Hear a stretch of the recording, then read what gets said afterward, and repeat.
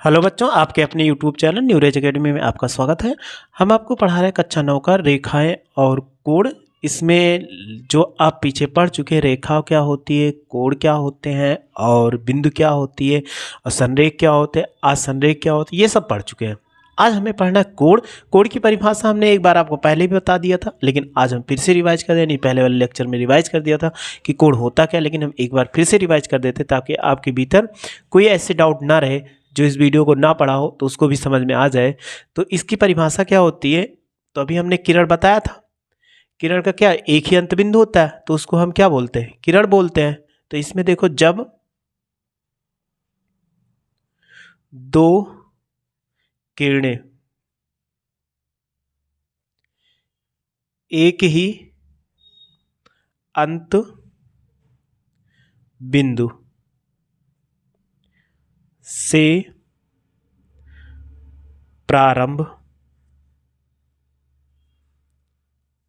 होती हैं तो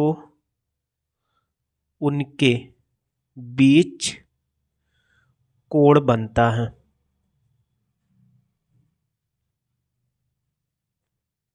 समझ में आ चुका होगा कि जब दो किरणें का कैसे मान ले, सपोज कर लीजिए कैसे, इसमें अगर आपसे एक्सप्लेन करने को कहा जाए तो कैसे होगा।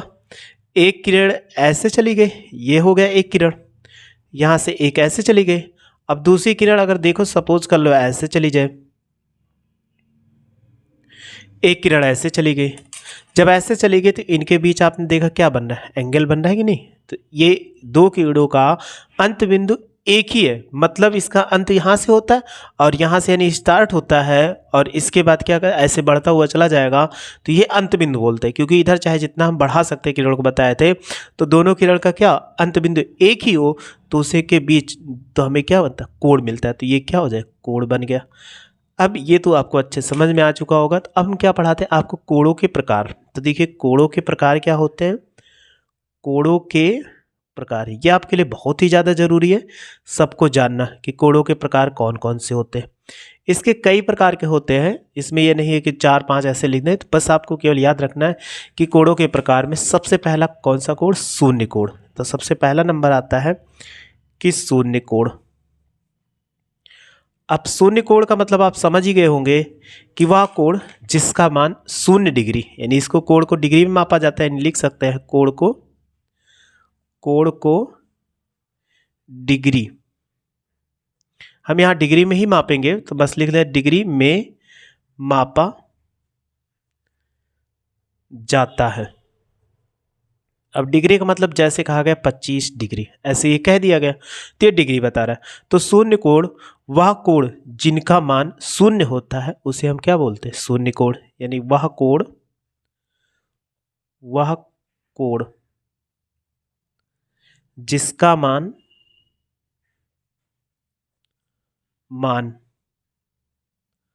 0 डिग्री, इसी को हम क्या पढ़ते हैं, 0 डिग्री, 0 डिग्री होता है उसे शून्य कोण कहते हैं।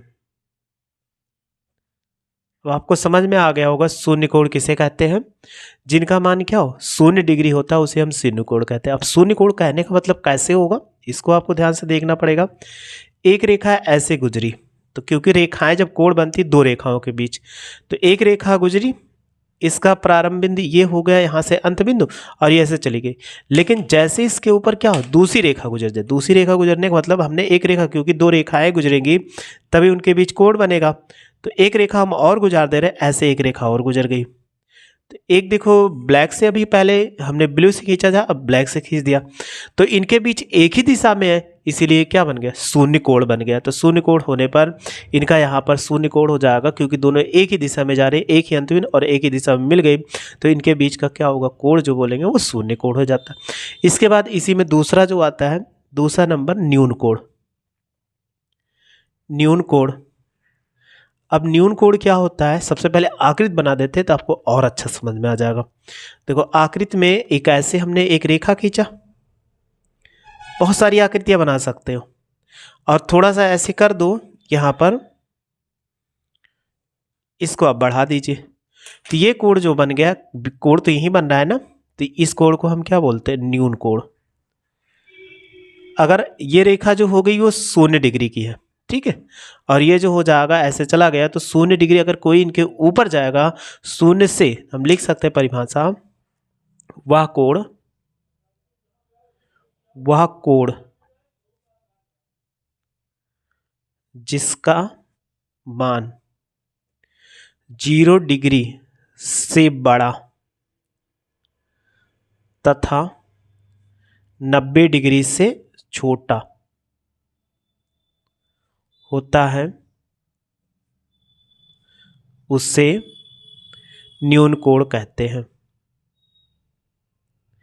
न्यून कोण कहते हैं। यानी ये क्या होगा, 0 डिग्री से बड़ा होगा। अगर आप सपोज कर ले यहाँ थीटा बन रहा है, तो ये थीटा अगर बिलोंग किसके करेगा, ये 0 से बड़ा होगा, अब बट क्या होगा, 90 से छोटा रहे, तो इसी को हम बोलते हैं न्यून कोण। तो न्यून कोण अब 0 से बड़ा 1 डिग्री हुआ तब भी न्यून कोण है। अगर उदाहरण ले लें, आपसे पूछा जाए ऐसे डायरेक्ट उदाहरण, 1 डिग्री का कोण कैसा कोण, न्यून कोण, क्योंकि 0 से बड़ा है। और 5 डिग्री का कोण, ये भी 0 से बड़ा है, तो ये क्या हो जाए, 10 डिग्री का कोण, ये भी न्यून कोण है। और 15 डिग्री का कोण, ये भी न्यून कोण है। 20 या 25 डिग्री का कोण, ये अगर ऐसे एंड सो ऑन चले जाए 89 डिग्री तक, 89 आ गए तब भी होगा, 80 डिग्री लोगे तब भी ये 90 से छोटा है ना। तो इनके 1 से लेकर 89 तक कोई भी कोण मिल जाए वो न्यून कोण आते हैं। तो आपको फिगर ऐसे आपको मिलेगा, कहीं से आप पहचान लोगे। चलिए अगला जो होता है, इसी के क्रम से चलिए, हमेशा याद हो जाएगा, कभी आपको ऐसा नहीं होगा कि कभी नहीं याद होगा, बस क्रम से आप चलोगे तो कभी आपको गलती नहीं होगी। दूसरा, समकोण त्रिभुज। समकोण त्रिभुज, वो सॉरी समकोण। तो समकोण त्रिभुज अलग होता है, तो समकोण केवल हमें पढ़ना है, राइट एंगल बोलते हैं। तो सेम वही प्रोसेस, वह कोण जिसका मान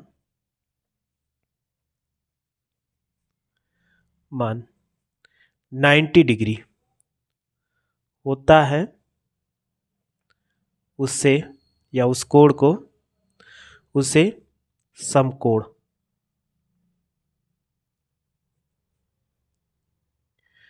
कहते हैं। अब ये कैसे हुआ, तो याद रखना पड़ेगा, ये कैसे, अगर कभी भी ऐसे मिल गया तो इनको आप कैसे लिखोगे। तो आपको एक सीधी रेखा ऐसे मिल जाएगी, ये 0 डिग्री हो गया, और ऐसे यहां पर मिल गया सीधा, एकदम सीधा रहेगा।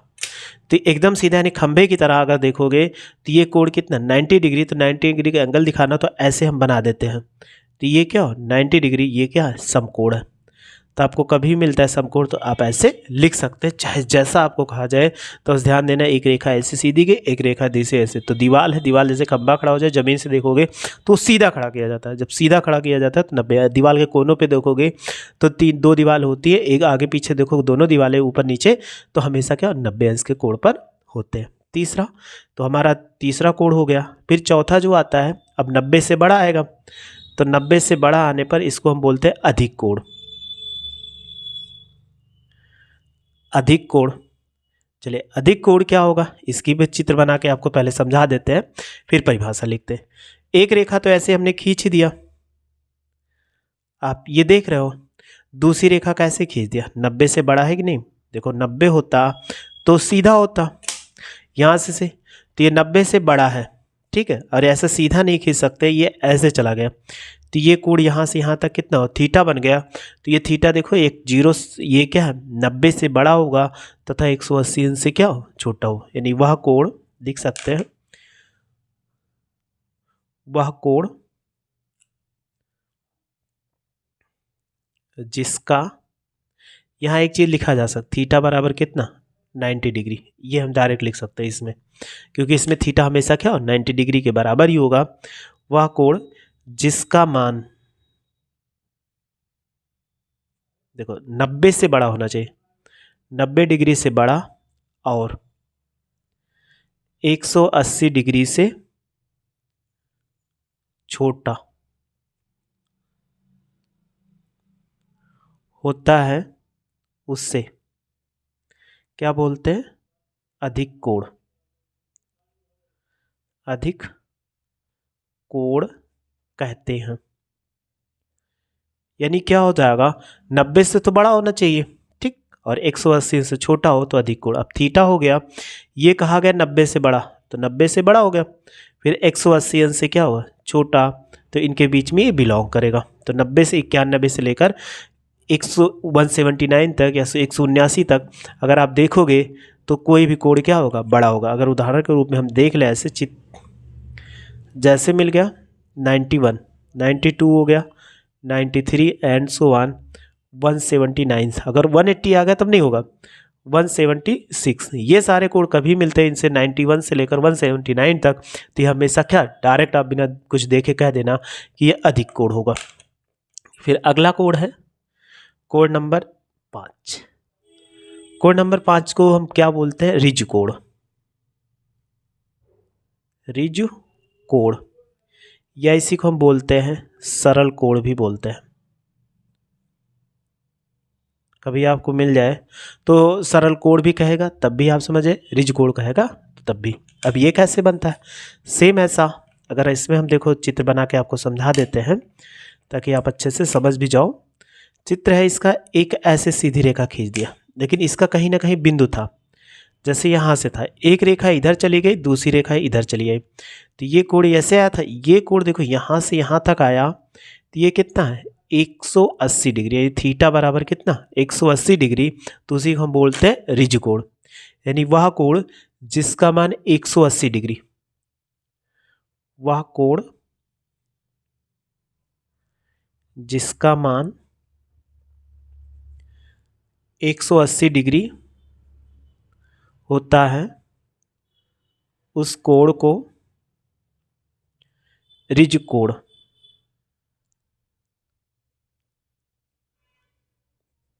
रिज कोण कहते हैं। तो बस ये इसकी परिभाषा हो गई। ये क्या होगा, डायरेक्ट 180 थीटा रहेगा, 180 दिया गया तो हमेशा आप कहते हैं रिज कोण या सरल कोण। अगला आता है प्रतिवर्ती कोण। छठा जो हो जाएगा प्रतिवर्ती कोण। अब ये कैसे होगा, ये तो संभाविक है, 180 से बड़ा होगा, तो 180 से बड़ा दिखाने के लिए फिर हम क्या करते हैं, ऐसे कोण को फिर दिखा देते हैं।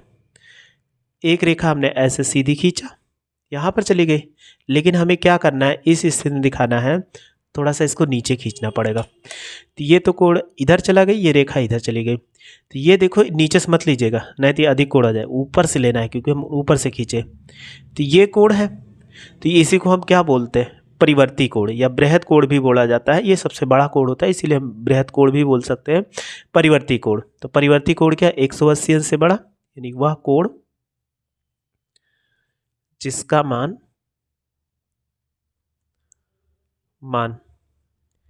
180 डिग्री से बड़ा और 360 यानी एक पूरा चक्कर लगाएंगे 360 डिग्री से छोटा होता है, छोटा होता है, उस कोण को प्रतिवर्ती कोण कहते हैं। ये प्रतिवर्ती कोण हो गया, तो ऐसे हम प्रतिवर्ती कोण लिख सकते। एक और आपको बहुत ज़्यादा जरूरी तो नहीं, लेकिन आपके लिए जरूरी इसमें भी कोण में आता है अभी 7 में, बेसिक कोण, संपूर्ण कोण। संपूर्ण कोण यानी वह कोण, अगर परिभाषा चित्र बनाना चाहे जो चित्र ऐसे बन जाएगा इसका, अगर आप एक ऐसी रेखा खींच दीजिए सीधा, ठीक। अब हम कहाँ से चले थे, ऐसे सीधी रेखा ऐसे जा रही है, एक रेखा घूमते हुए घूमते घूमते घूमते घूमते ऐसे पूरी ऐसे गुजर जाए, तो ये कोण कितना बन जाए, 360 डिग्री का, यानी वह कोण। तो थीटा बराबर लिख सकते, और इसमें क्या होगा, इस कंडीशन में ये अगर थीटा बन गया तो थीटा क्या 180 से बड़ा कहा गया और 360 से क्या गया, छोटा कहा गया, और ये 360 डिग्री का होता है, यानी वह कोण जिसका मान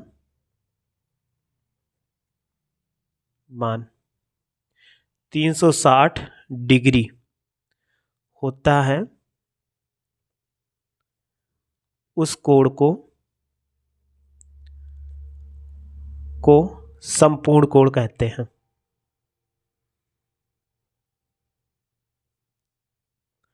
पूर्ण कोण कहते हैं, यानी जिसका मान क्या 360 डिग्री हो जाए।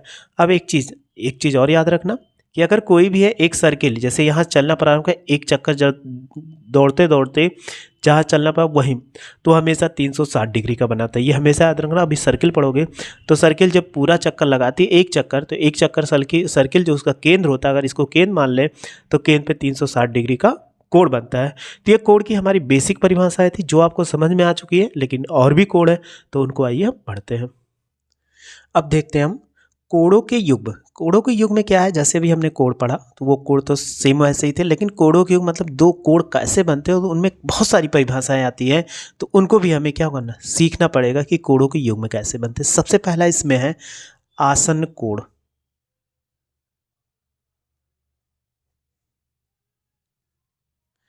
अब आसन कोण क्या होता है ये भी आपको सीखना पड़ेगा कि आसन कोण बहुत ही आसान है। इसको बोलते हैं इंग्लिश में एडजेसेंट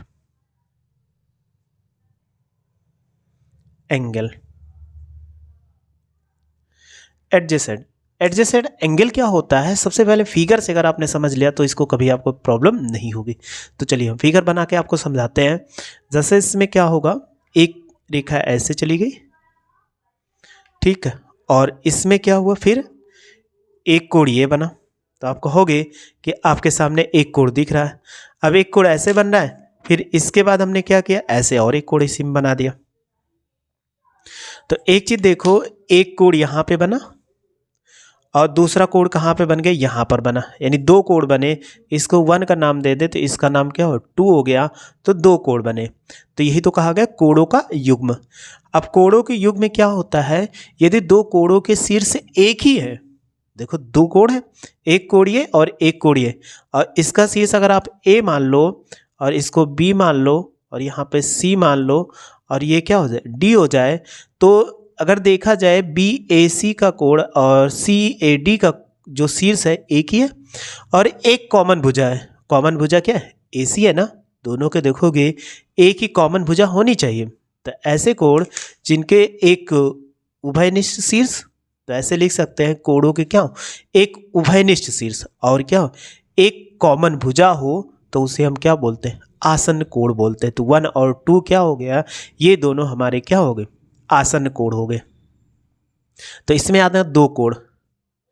तो दोनों कोणों के यदि लिखते हैं, यदि दो कोणों के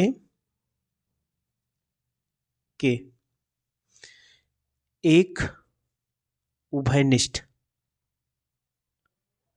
शीर्ष और एक उभयनिष्ठ भुजा हो, तो ऐसे कोण को आसन कोण कहते हैं। आसन कोण कहते हैं। देखो कैसे, अगर शीर्ष की बात करें तो शीर्ष के ए है तो सब में कॉमन है, और भुजा की बात करें तो भुजा क्या हो जाएगा, भुजा इसमें देखो कौन सी है कि ए सी, ये तो हो गया ना। तो ये कहा गया यदि दो कोणों के एक उभयनिष्ठ शीर्ष, तो एक उभयनिष्ठ शीर्ष हो गया, और एक उभयनिष्ठ भुजा हो तो एक उभयनिष्ठ भुजा हो गई, तो ऐसे कोणों को आसन कोण कहते हैं। आसन कोण कौन कौन से हैं, तो आसन कोण जो हैं, आसन कोण हैं, देखो अगर ले लेते बी ए सी और कौन से हैं, कोण सी ए, जो बीच में रहता है वही बताता है। देखो बी ए और ए सी के भुजा के द्वारा कोण ए बना हुआ है, और सी ए और डी ए के द्वारा कोण यहाँ पे ए बना हुआ है, तो सी ए डी ये क्या आसन कोण हो गए, जो आपको समझ में आ चुके होंगे आसन कोण होते क्या हैं।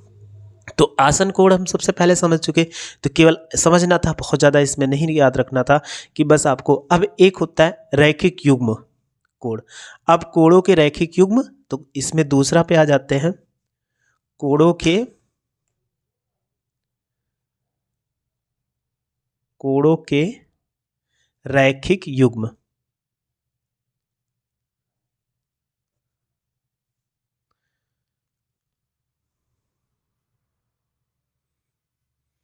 कोणों के रैखिक युग्म क्या होते हैं, ये भी आपको ध्यान देना है।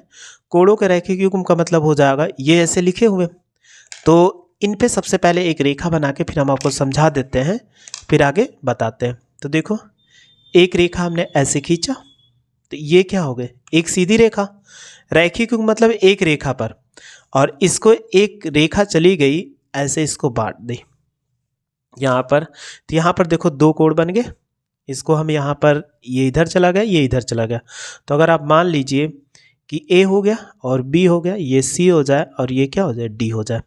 तो आप देखो, एक रेखे, कोणों के रेखे का मतलब होता है कि एक रेखा चली गई, उस पर क्या हो, ये दो कोण बन गए। तो कोण कौन कौन से हैं, यानी एक ही रेखा पर बने कोण। तो लिख सकते हैं, एक सरल रेखा